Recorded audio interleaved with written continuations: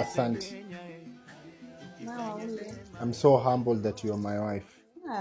Jamani asante. Wacha nipige hazard basi. Jamani nimeomba vitu na kama umenunua gari. Nikukamua mkono. Ujiacha vituko wewe. Ndoa kitu cha maana sana. Karibu ule. Okay, amka. Why are you kneeling down? Jamani unajua sisi kwetu tumefundishwa kwamba mwanaume lazima umheshimu na umpende. Okay. Kwa hiyo nikipiga magoti hivyo ndiko mlango. Asante. 10 years in a relationship man. Nakujali na kupenda. Unajua bado ndio maana unaona mchungaji kule nje anakuwa bado umekuwa mzee kijana. Kwa sababu ya matunzo na kupikia chakula kama hivi, hizi chapati za kumimina, chai ya rangi. Asante sana. Namshukuru. Haya.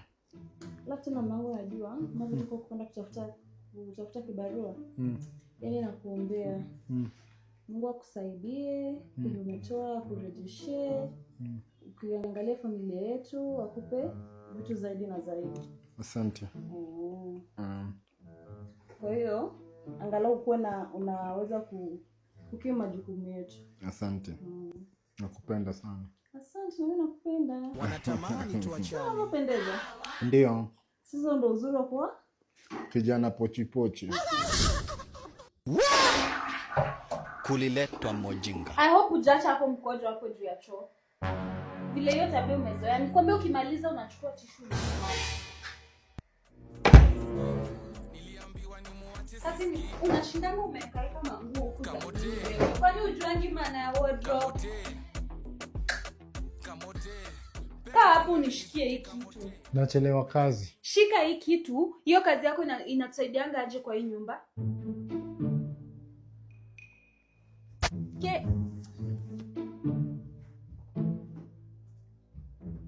Kaa hapa.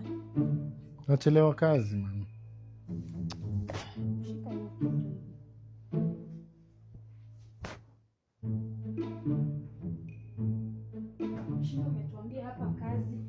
Kazi. Mtu anaweza dhani kuna kazi ya maana unafanyanga kwa nini? Tuna adabu.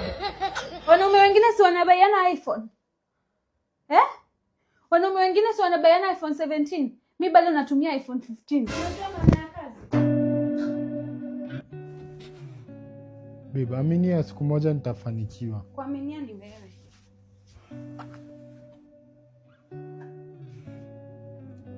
Amka hapo, kwani wewe? Are you slow? Na usiniite slow. Nauliza are you slow? Mimi sijakuita, nimekuuliza. Utaniheshimu kwa hii nyumba. Heshima tunapewa wanaume wenye wanajua maana ya kazi, ni kwenda kazi. Kwani iPhone 17 ndo heshima? iPhone 17 Mama Jaden amebaiwa juzi. Mimi hapa kazi